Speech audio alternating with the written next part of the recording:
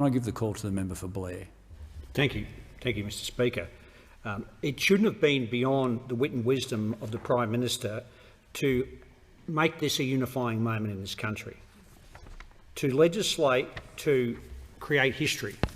This could have been a Prime Minister that could have extended the anti-discrimination legislation in the same way the previous Prime Ministers did it in relation to age, disability, race, sex, gender identity, sex characteristics and sexual orientation. But he's botched it.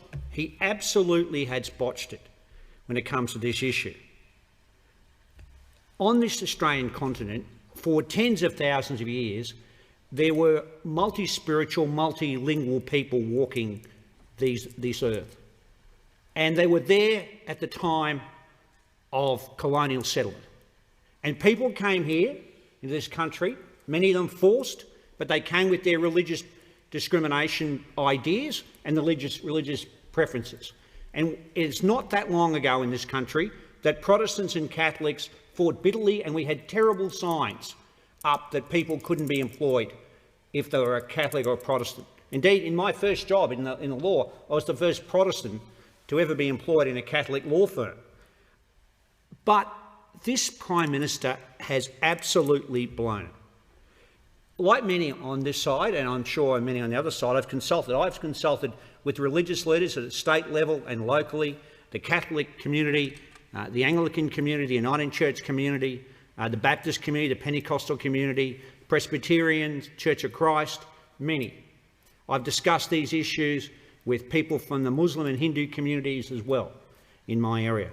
And I want to pay tribute to people of faith and what they do. Because, as it says in the book of James, in James chapter 2, faith without works is dead. And there are religious and faith communities in my area of Blair in South East Queensland who put their faith into action each and every day, whether it's the growing Catholic community amongst the Filipino communities in Kilcoy, the massive multicultural communities amongst the Catholic communities in Springfield, the wonderful work done by City Hope Church, working with the Domestic Violence Action Centre and the police to help women and children fleeing for domestic and family violence. Little churches like Raceview Congregational Church, which has an enormous soccer club, but a kindergarten, childcare centre, and who do so much good work. They have really put their faith into action. They show what they really believe. And I've got in my electorate Sunni and Shia faith communities as well. The Vendata Centre, Hindu community in Springfield, whose soup kitchen and relief work, particularly during COVID-19, has been exemplary, and I've been happy to support that with federal government grants. The growing Baptist community, based in Logan, but many adherents out here in my electorate around Ipswich. And there are, even in my own faith tradition, the great work done by Corinity in Coltham Home and Elam Village, and the schools, whether it's the Lutheran schools like Bethany Lutheran and St Peter's Lutheran, the Catholic schools like St Edmunds and St Mary's and St Peter Claver College. So many schools, independent Christian schools like Staines Memorial. You know, I say to the Prime Minister, I have, in speaking to the school principals in those school communities, never once have any of the school principals said to me they would exclude or expel students from the LGBTI community. Because, you know what? They put their faith into action. Faith without works is dead. And I make this point to the Prime Minister. In your faith tradition and mine, the greatest commandment that Jesus of Nazareth said was to love the Lord your God with all your heart, soul, mind and strength. But the second greatest commandment was to love your neighbour as yourself. I don't see a lot of love in this legislation. I really don't. You can't elevate someone's rights above another. And I think you haven't got the balance right, Prime Minister, with this legislation. I am neither a fundamentalist nor a Pentecostal. Neither in politics am I a conservative, nor in theology a conservative. I'm a middle-of-the-road Protestant and I'm a member of my Baptist church. Last Sunday I prayed and did my personal devotions. I went to church, I had what the Catholics would call Eucharist, and went to my local church. There were no stormtroopers or instruments of state to prevent me from worshipping. But there are people in this country who have suffered and continue to suffer on a regular basis discrimination, vilification, hostility for their faith. That should not happen in a pluralistic, multicultural society, multi-faith society like Australia, and they should be protected. And so the concept of religious discrimination bill is a worthy one and should be supported.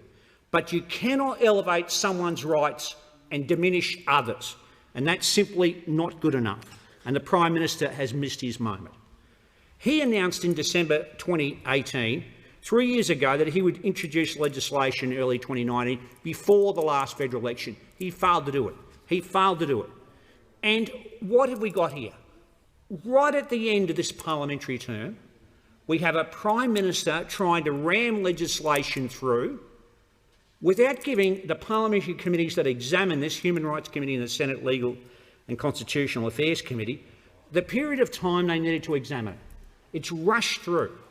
And so many of the things the Prime Minister said he would do, reach out to the Leader of the Opposition, be bipartisan, consult, get involved in making sure this was a unifying moment. It has not happened. It has not happened. And that letter that the Leader of the Opposition talked about and submitted and tabled in his brilliant speech earlier tonight showed the true attitude of the Prime Minister, weaponising this particular bill and weaponising faith. It's not good enough. And I say to the Prime Minister, in your faith tradition and mine, love your neighbour as yourself and make sure that you live your faith individually but live it in community. And we are an Australian community, and people who are vulnerable and frail, in the Old Testament they call them the poor, the weak, the oppressed, they should be looked after. People who are struggling and vulnerable should be looked after.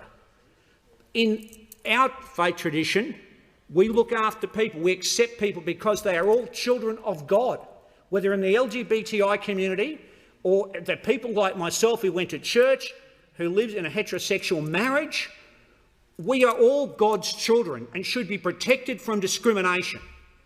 And this legislation doesn't achieve what the Prime Minister said on multiple occasions to the Australian community and to faith communities he would achieve. He has betrayed them. Things that were supposed to happen haven't happened.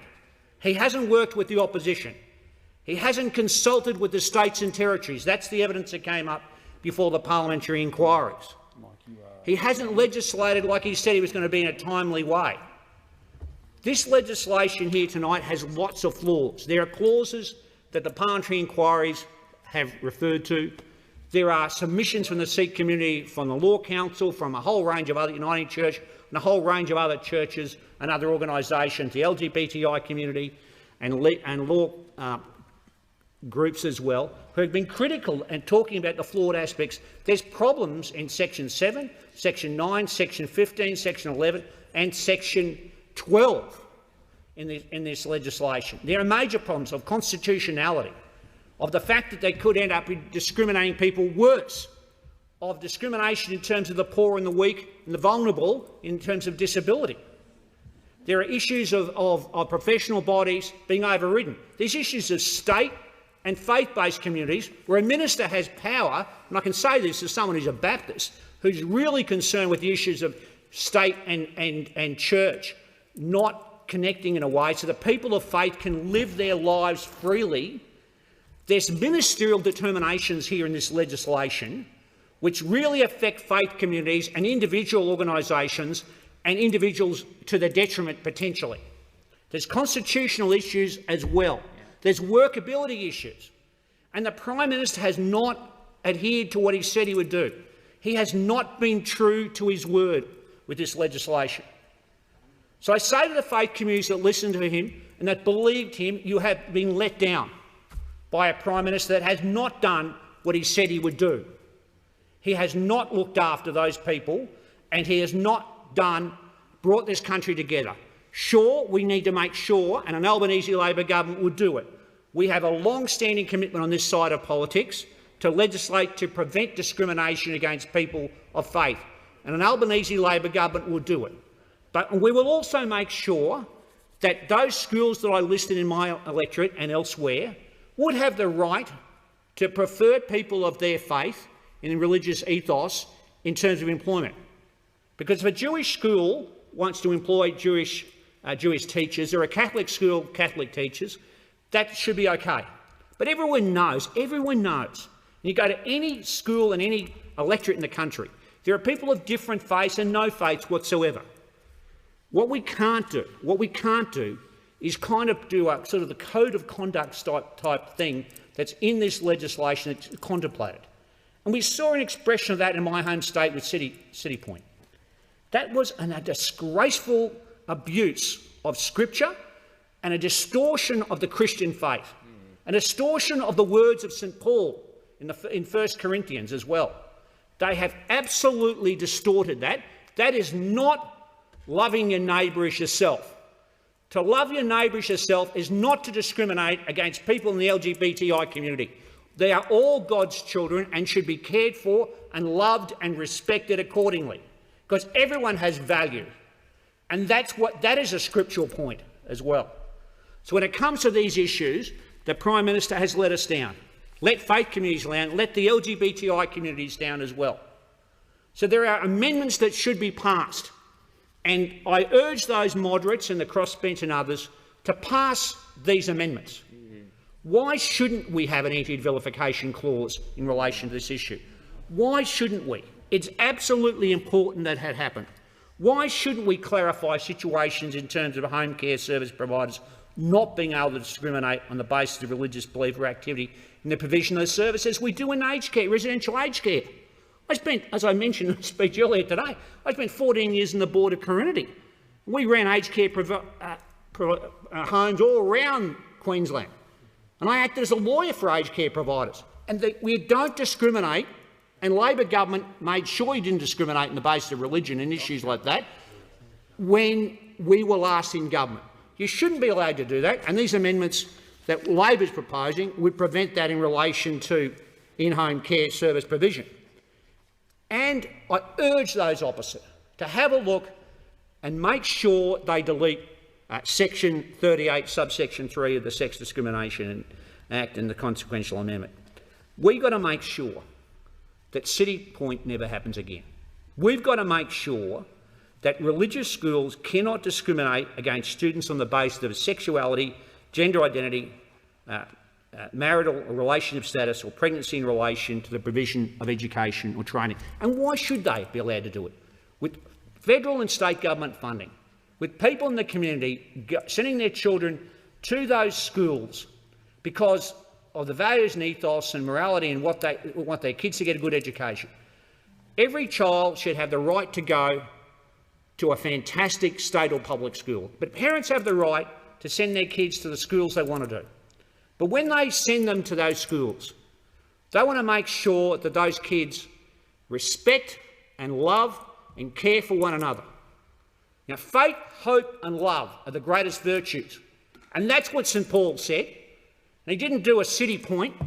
He talked about faith, hope and love.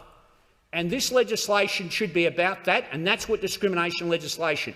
We've got to protect people of faith and protect people who are vulnerable, who are questioning their sexual identity. They should never be discriminated against in the same way someone who wears a cross around their neck, who has a certain religious attire, should never be criticised, vilified or abused or have violence perpetrated upon them. We live in a great country. I commend two wonderful books to you. Meredith Lake's brilliant book, The Bible in Australia. It's about the history of the importance of the Christian church and the Bible in our faith tradition, and the importance of Christian schools that predated state or public schools. And that brilliant book, Australia's Second Chance, by George Megalogenis, which talks about the venality and the scourge of the White Australia policy, and how Australia has been given a second chance by those multicultural faith communities who've come here and blessed our country. That's the sort of community in Australia I want to live in, Australia where we're all respected, where I can go to church and worship in my church, and someone can worship in their mosque or their synagogue or their temple and not be criticised or vilified or abused or have violence perpetrated upon them. This legislation does not do what the Prime Minister promised. I urge the government to reconsider their position. If they're fair dinkum about faith, if they're fair dinkum about human rights and discrimination, and they're fair dinkum to make sure that this country is what it should be, they should support Labor's amendments.